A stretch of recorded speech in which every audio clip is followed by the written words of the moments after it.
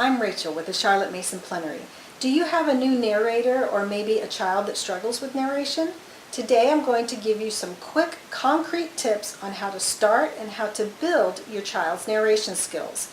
Today's Plenary Pointer is beginning narration. Narration is a key principle in the Charlotte Mason method. In fact, it's principle number 14. Knowledge is not assimilated until it is reproduced. So children should tell back or narrate after a single reading. And that means every single reading. So yes, you should be narrating, or your child should be narrating after every reading. But the good news is that narration comes naturally. As you know, every child can narrate. They tell us stories all the time about what happened at Grandma's house or about a TV show that they saw. So why does it seem so difficult when we apply it to schoolwork? Well, first, put yourself in your child's place. If you've ever tried to narrate from a book that stretched you, a book that's just a little bit above your reading level, you will know how difficult it can be. Another difficulty might be if our student doesn't exactly know what we mean when we say, okay, narrate. It comes so easily for some children. That's the way it was with my son. He was a born narrator. He could narrate beautifully. In fact, sometimes I had to give him time limits because we could not move on to the other things that we needed to do that day. But my daughter, she didn't quite get what I meant by narration. And we struggled a little bit. So one day she came home from Grandma's house and she told me all about an episode of Dora the Explorer that she had seen at Grandma's house. And I told her that was a great narration. And it was like a light bulb went off in her little head that suddenly she realized, oh, just telling what I know is narration. And after that she did fine. So if you have a student that is struggling, you might want to sit down and give them a little bit more information about what narration is, or point it out when they do it in their daily lives. But if they're still struggling, then my advice is to start small. Here's what I mean when I say start small. I want you to start small in what you require from your student. You would read the passage or the chapter to your student, and then you would ask them to tell you just one thing about the story. One thing that they remembered, that's all. And then when they tell you that one thing, you are going to praise that student and encourage them, because this is all about positive reinforcement and building their confidence. You don't ever want to put stress on a new narrator because the stress will make them shut down. We want it to be positive reinforcement so that they gain confidence in their narrating skills. Now later on you're going to require more, but for now, just ask them for just one thing that they remember from the story. Now I'm going to give you 4 examples of how you can build in stages your students' narration skills. So my 4 examples are going to include my son, Aaron. Hello. Obviously he's in high school right now. Very big. But he's going to pretend to be a 6-year-old for us today, right? Yay. Okay. So we're going to use the chapter from America First again for Paul Revere. And this is why I've already written down some of the key terms in the chapter. And just like, because I would prep the lesson for you, right? I always prep the lesson. If you want to go look at more information about prepping the lesson, you can see my Plenary Pointers video on prepping the lesson. Okay, so after I've read the chapter to him, I would ask him to please tell me just one thing. Well, the guy saw lights from a church. Great job, Aaron. High five. Okay, and that's all. One thing. One thing is really great. You want to encourage your student and build their confidence in narration. So then the next example, once you feel like your student has that one thing down, and this part may only take like a few days, but once they can tell you consistently one thing from their readings every single time, then you want to move on to asking them for 2 or 3 things from the reading. So, okay, Aaron, 2 or 3 things from Paul Revere's writing.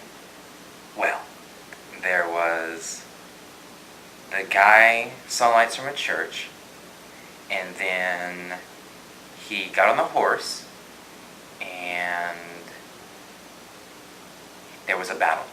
Excellent 6-year-old narration. Good job, Aaron. Yay! Okay, so now we're going to build on those beginner narration skills. This time around, I'm going to ask Aaron to give me the beginning, the middle, and the end. And if you're starting with an older student who's never done narration before, this is probably a good place to start. You can either start asking them to tell you 2 or 3 things, or you can start here asking them to tell you the middle, the beginning, and the end. Okay, Aaron, tell me. Okay, so the beginning was that Paul Revere got on a horse and rode to Lexington. And then the middle was that he told everyone that the British were coming. And then at the end, there was a big battle and the British ran away. Ran away! Good job, Aaron. Way to go! All right, great 6-year-old narration. Okay, so now that my student has a good grasp on basic narration, we're going to go to the last and final step. Now, in the previous examples, Aaron's been showing you a little bit how a beginner student might struggle, might pause, might take a while to do his narrations. In this example, he's going to show you what it's like when a child has narration down and has got it down pat. You ready? Okay, so in this example, I'm going to ask Aaron to tell me everything he remembers.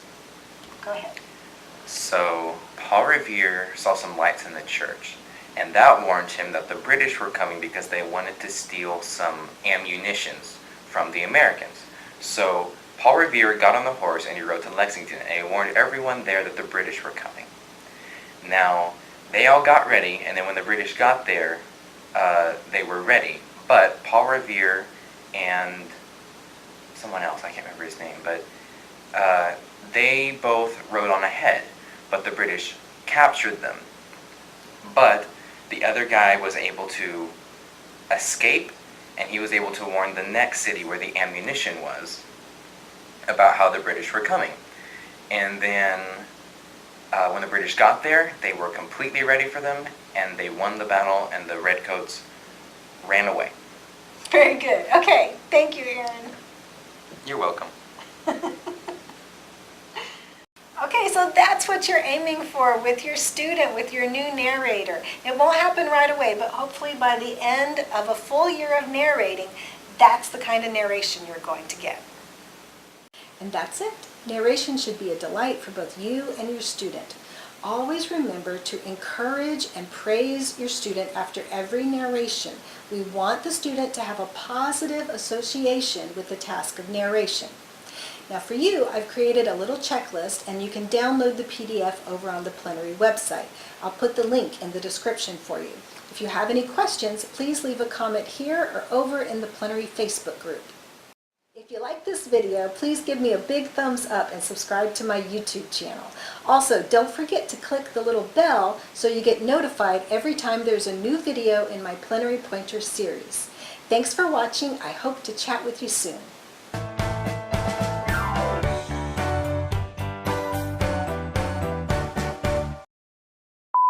Hello, hello, hello. Hi, this is Rachel. And I'm very handsome. Stop. Careful with the tea. You really shouldn't have anything in there. I get thirsty. I drink it. See, I'm drinking my tea. I keep going like this. Huh?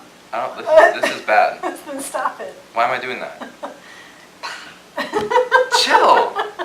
Woohoo! Great job! High five! Okay. High five! No, I don't know what to Okay, good job. Thank you. Okay. What is this? Good job. Good job. Good job. Good job. Oh my god. Whew. All right, I think we're done. How do I stop it?